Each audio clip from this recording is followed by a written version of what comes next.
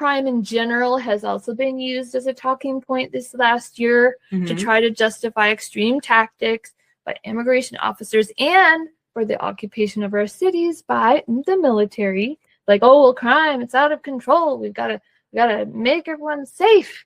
Yeah. And so the propaganda has spread that fear that we have out of control crime in our country. But that's not upheld by facts.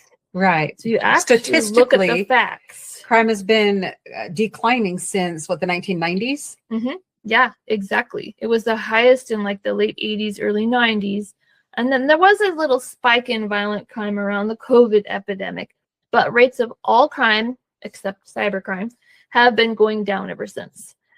So the contention that we have a crime crisis in our country, even in Democrat-led cities, is just not factually true. And not supported by any of the statistics. No. So we're looking at FBI data.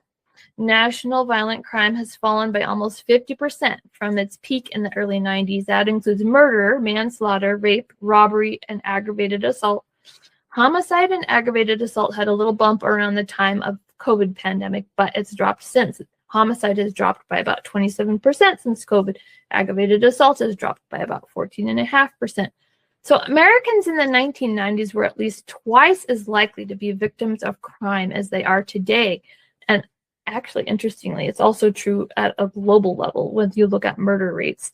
That's also gone down globally. So that is not necessarily how people perceive it in the public, though, because you see instances of violent, assaults and stuff, and it's amplified in the media, right?